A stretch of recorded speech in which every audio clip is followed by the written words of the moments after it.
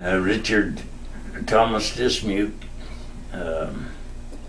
is in the Third Army, 385th Infantry Division in the European Theater.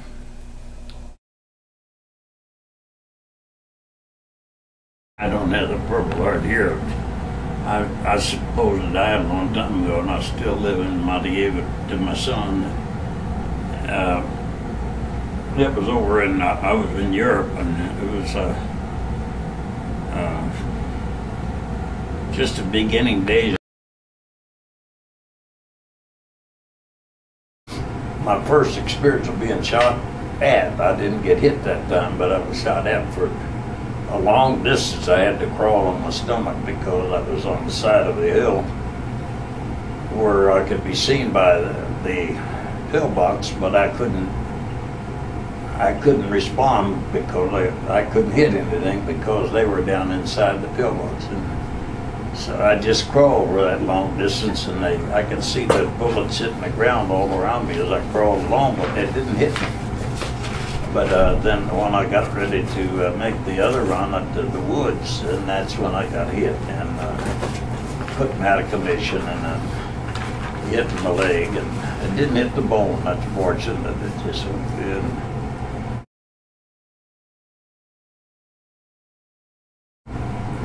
So when you grew up, like, did you ever actually think you would be in the military? No, I had no plans ever to be in the military at all. Okay. Let's see. The mindset of people were different then than they are now. Now it's there's good things about being in the military. If that doesn't mean you're going to be in battle or something all the time if you're in the military, but you do have some breaks like education and things like that. It's in your favor. But this is, I guess it's something to be thankful for. We have, in our day, we have the volunteer army pretty much, because, well, when I was in there, we had a song to sing once in a while. You did song at $21 a day once a month. Well, we got $21 a month, but one day was payday, and we got. But you know, they don't do it for $21 anymore. That's a pretty good pay job if you can stay out of the combat zone. But. So when you first arrived in Germany, do you remember like what it was like? Well, I wrote my wife a letter. I've always been one to joke quite a bit, carry on, but I wrote to her and said, I don't think they like me over here. As soon as they saw me, they started shooting at me. But that's almost the way it was. But everything, you know, you saw, well, it was in France and over in London, we saw a lot of areas over there where there's nothing but rubble left. It was a terrible sight to see. People were, of course, a lot of people died and everything, but it just gave you your first picture of what real war does. And all, we knew how bad it was, but you always saw people. Saw farmers over there. I remember one farmer had a cow and a horse hooked together in his plowing. And so you just, of course, they used, back in World War II, they used horses a lot in the army over there. Not the Americans didn't, but the Germans did.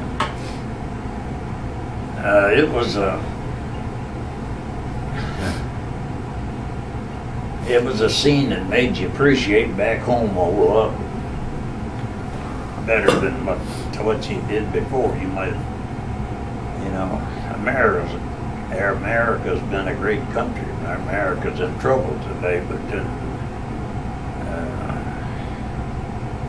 I don't know. Sometimes you get wrong kind of leadership in and digs down the wrong road. So So, when you arrived in Germany, what was your assignment? Like, what were you ordered to do? Well, my assignment was in the platoon. I was to be with the automatic rifle section. The third, three of us appointed to be on the team. One carried a rifle, a bigger rifle, and it had a tripod on the end that you could set it up and fire like a machine gun. And then the other two of us carried a lot of ammunition because we'd shoot a lot of ammunition out of that one when it got set up somewhere. But that's what I did. Of course, that's was my assignment. That didn't say if there were times that they needed to put me with another group to go out on a scouting deal or something. I'll be, serving that. I remember one night I was pulling guard at the headquarters, and sergeant came out and said, "We haven't heard from group number 3, I think it was. It was an outpost, and he said if we don't hear from them the time your guard's up, we're going to go out and see what's happened to them." And so that they didn't come back or didn't call in, and so we had a troop together and we went out to where they were supposed to be standing guard, and they were all asleep, and they'd gotten a hold of some alcohol or somehow. They were drowned, had been drinking, they just went to sleep on the job.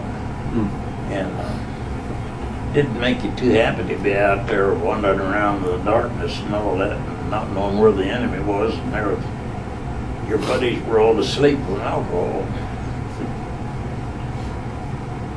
Okay, so taking a step back a little bit, tell me about boot camp and like the experiences that you had there. Like, how was boot camp for you? I really didn't get all that. How was boot camp? Like, can you tell me about your experiences there? How was what? Boot How camp. was boot camp Oh. and your experience there? Well, yeah, I had 17 weeks in Camp Hood, Texas, and that was our training period, 17 weeks, and well, that was different. I'd never been in the Army or never been under any strict controls like that before, but well, I guess I got to the place where I said, why don't they send us on over there and get it over with, because I'm tired of this place. But when I got over there, I wish I was back in Texas.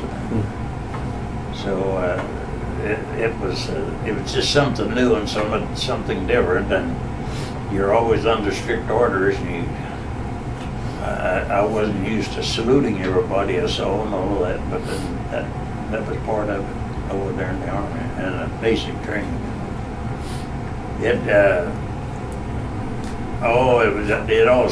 So much of it seemed somewhat silly. They'd have different groups and and it was settled that it was good training on how, but I believe it all go our directions, and it ended up that it would take us different places, but we would end up at the same place. But if you came to a creek, you didn't look for a way around it, you just went through it and all that. And it just seemed, like you wade through a creek at waist deep or so, and then the rest of the day you're in wet clothes all day, so that don't make good traveling either, Just things like that you had to get used to that you wouldn't have done at home, Okay.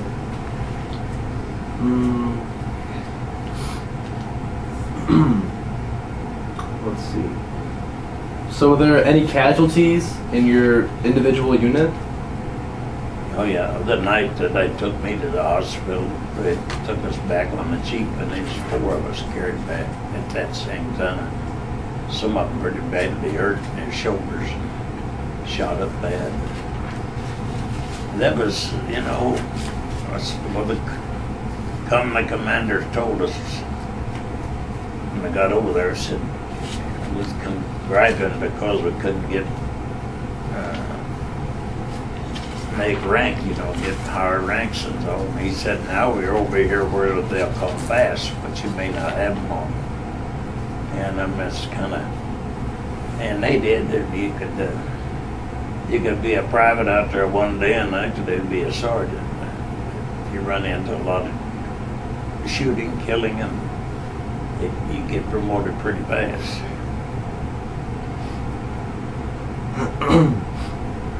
So what was your most memorable experience? Well, I guess probably the first experience I had and getting shot at all that time. You know, when you're crawling along on the ground, you want to get up and run, or you want to get up and try to get away, but it's when your training comes in handy, because you remember you've been told a lot of times if you get shot at, hit the dirt and crawl. Well, you could be faster if you could run, but you get up and start running and you're a target for every farmer. So that I think was, I guess, about the most scary time I had was when they were shooting at me. They wasn't hitting me yet, but they were shooting all around me. And then when I got hit, I didn't even know what was coming.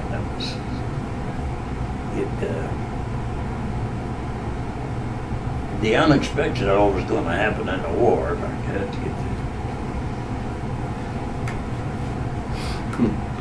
Then I went back to the hospital, and I was there. I don't know how long I was there, and then about a month or so. But then they had to go back a second time to the front line. But the time I got back up there, it was over, and I ended up being an Army of Occupation for a while over there. And as a matter of fact, they had the 30th Infantry Division was called Old Hickory, and I was in the 75th, but they built up the 30th Infantry Division to full strength, and I became part of that. And they sent us back to these states to take some training to go down in the Japanese theater. And we were out on the water about 3 days coming back home when the war, they dropped the bombs over there in Japan, and the war suddenly ended. So I didn't have to go down there, but I was headed that place.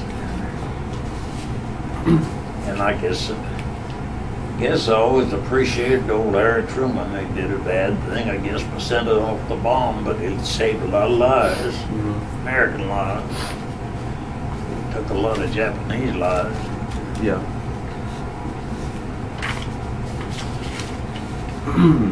So after the service and you got back home, what did you do? Like, how were things different for you?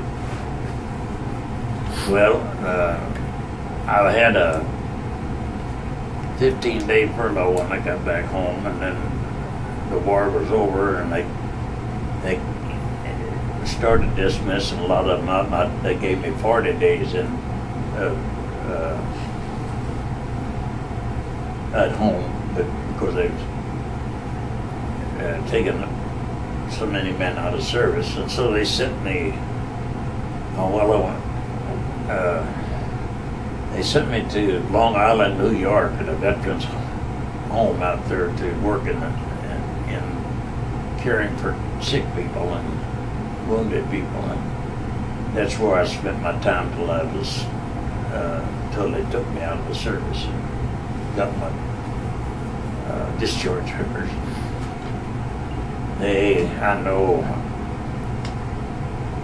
the boss out there said, because he was a civilian man in that building, but he said, I understand you're going to get your discharge. And I said, I'm supposed to in a few days. He said, well, I want you to know that if you want to come back and go to work, you got a job here. And I said, well, somebody has to do it, but I want to get back to my family. So I got out as soon as I could. The only one thing I wanted when I got in there, and that's to get back out. Yeah. I don't think many people want to be in there in the first place. So did you make any close, like, relationships with anyone in the military? And I sure didn't. I was in the, well, in time of war like that, the only relationship I had formed was in the beginning in basic training. But then they take you and they build up. You don't stay together as a unit when you out of basic. They took part of you in one company and another company, and so you just all divided up. But no, I didn't have any. I've often thought about that because I talked to people that had been in the service and they were traveling across country, going to see a friend that they had in the service, you know, and I never did have that kind of friend. I didn't. You had them with you today, and tomorrow they were gone, so you didn't make friendships much up there. Different kind of life. I never thought I'd ever live that kind of life. Mm-hmm.